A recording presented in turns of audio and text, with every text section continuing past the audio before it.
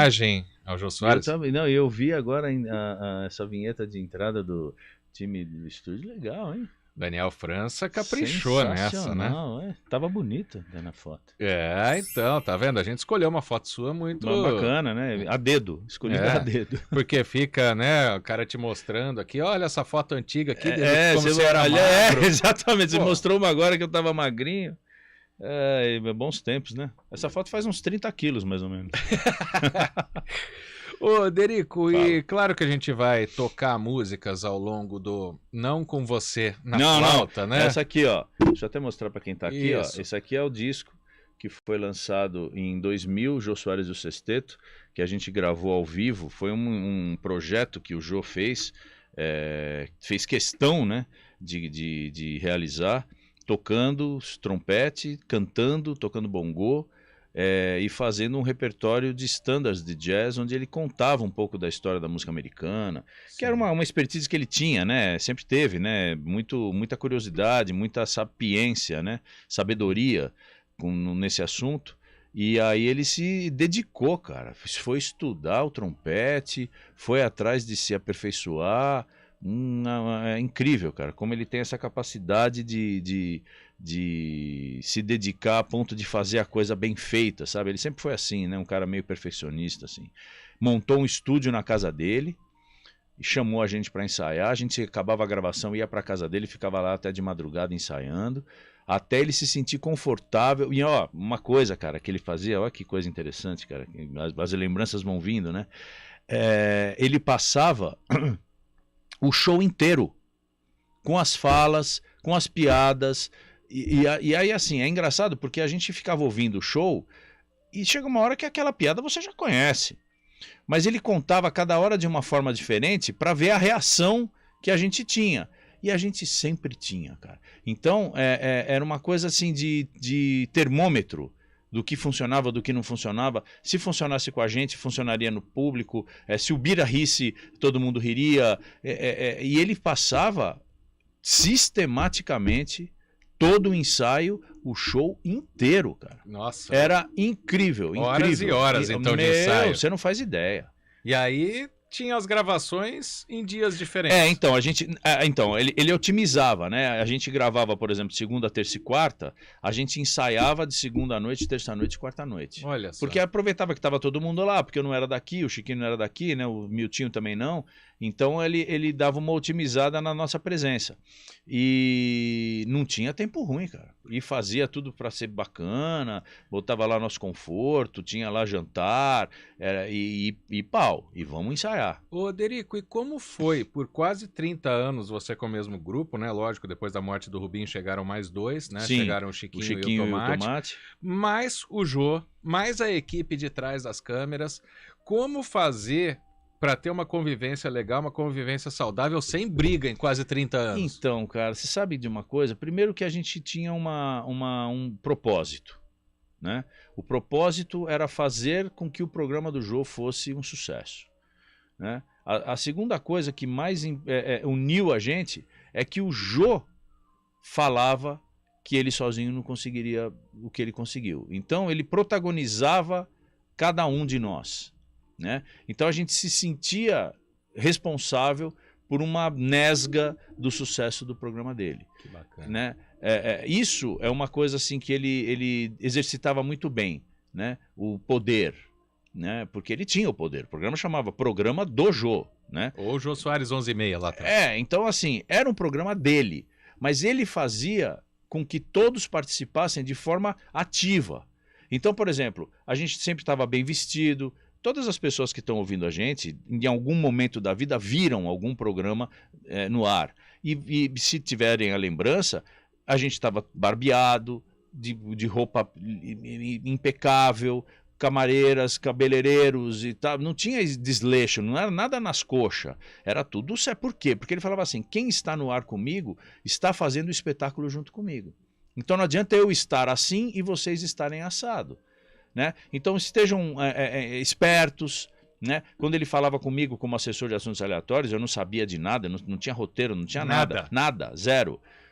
Eu não podia estar olhando para o céu entendeu? Eu tinha que estar prestando atenção, porque ele poderia me perguntar alguma coisa pertinente ao que ele estava falando com o entrevistado, para uma brincadeira minha. Então, além de eu ter que estar esperto, eu tinha que estar maquinando, e podia não acontecer nada, podia passar a entrevista e ele não ter me perguntado nada, mas se ele perguntasse, eu tinha que estar esperto. Sim. Então, eram horas que a gente passava lá, dedicação total a você, entendeu?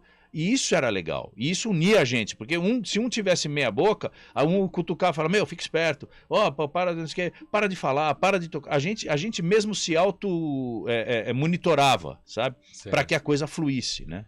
Bom, então como é tempo de música, esse sexteto mais o Jô... Eu botei na mão do Bolacha lá o disco, né? A bolacha na mão do Bolacha. A bolacha na mão do Bolacha. E aí nós vamos escutar aqui, pelo que eu entendi, Night in Tunisia, do Dizzy Gillespie. Vamos lá.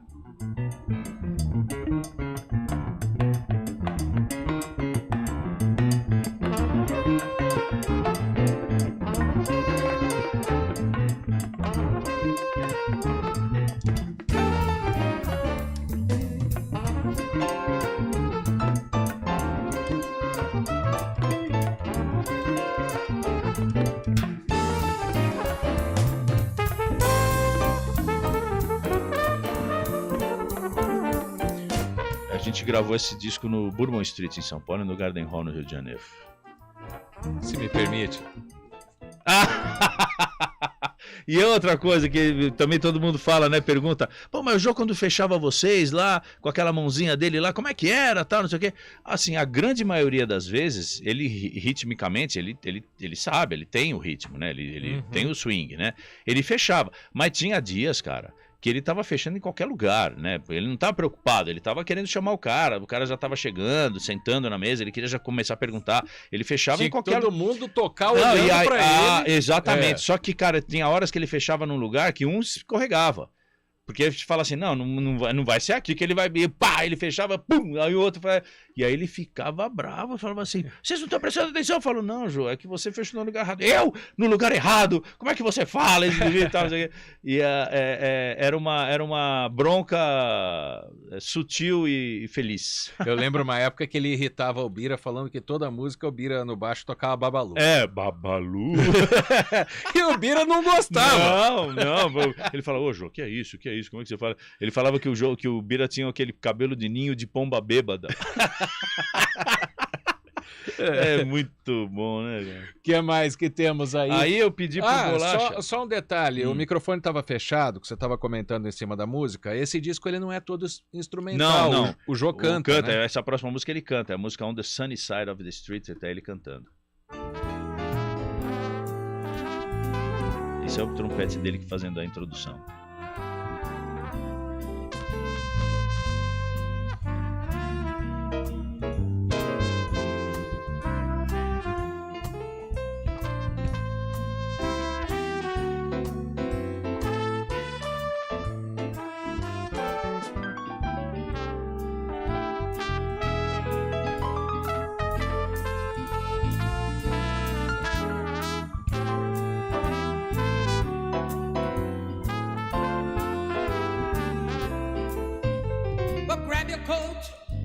Don't forget your hat. Leave your worries on the doorstep. Just direct your feet to the sunny side. Ai, que bonito. Entrevistador, humorista, que é ator, né? É uma espécie de ator. Dramaturgo. Escritor. E cantor dos bons. Ele cantou. Não, tô falando, ele se dedicou, cara. Ele fez a coisa direito. Ele não fez meia boca, não. Nossa, me surpreendeu a voz dele agora, legal, viu? Ele fez direitinho. E era gozado, porque no camarim, ele ficava assim, era sempre estreia, né? Ele fala assim, tá aquele friozinho na barriga, tal, friozinho na barriga. E a gente, como era nosso métier, né? Não era o dele, era o nosso, né?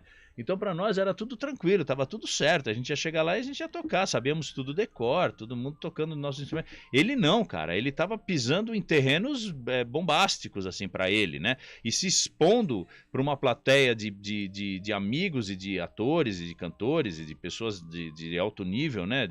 Nas suas profissões, que iam lá para vê-lo como um cantor e um músico, e não como um ator, comediante. né? Se ele fosse fazer o trabalho como comediante, a gente estaria com friozinho na barriga e ele estaria fazendo aquilo de pé nas costas. O inverso era proporcional. Então a gente via ele ansioso na estreia e no camarim como uma criança, cara. E aí, tá tudo certo? Tem gente lá e perguntando, sabe aquelas coisas assim que você fala, pô, o Jô, cara, fazendo esse tipo de pergunta, né? E era interessante porque você via a falhabilidade, as pessoas que falham mesmo, cara, sabe? São falíveis, sim, né? Sim. Então era muito, muito interessante você ver essa situação do Jô numa prova de humanidade mesmo, cara. Da pessoa, né, comum, que nem nós, assim, sabe? Era muito legal. E muito vocês legal. Que tinham ensaiado o show inteiro. Pô, pra nós tava sossegado. A gente vai lá e tocava, e ele ficava olhando e falava assim, mas vocês fazem isso? E eu falo, Jô, faça também, é muito legal, tá todo mundo aqui pra te ver, tá maior felicidade. Ensaiamos 15 anos isso aqui, cara. Tá na hora de você. E aí ele ficava todo feliz, depois que acabava, tava feliz da vida, recebendo todo mundo. Ele foi uma pessoa muito, muito generosa. Tem mais? Tem, dá tempo? Então tem mais uma aqui, ó. É o Caravan do Kellington. O bongô dele. Esse é o bongô. Ele contando a história, cara. Aliás, esse disco é um disco icônico, porque muito pouca gente tem esse disco, né, na verdade. Nós e alguns poucos têm esse disco. Ele não foi comercializado? Não. E aí ele conta uma história sobre o bongô, né? É muito legal esse disco, esse é muito bacana. Sobe um pouquinho, Bolacha.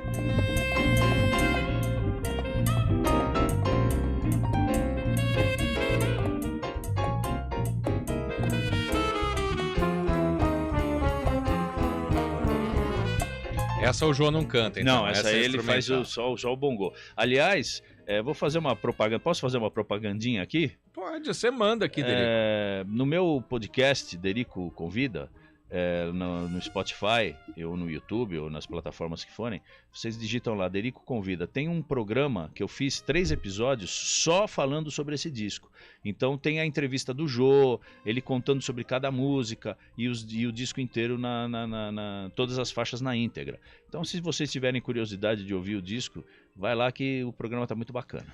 E eu tenho o prazer de receber por WhatsApp toda vez que sai um episódio novo, né? Vindo do próprio Derico. Exato. Bolacha deixa de fundo a música tocando aí. Vamos falar um pouquinho de Jô Soares nesses minutos finais de programa.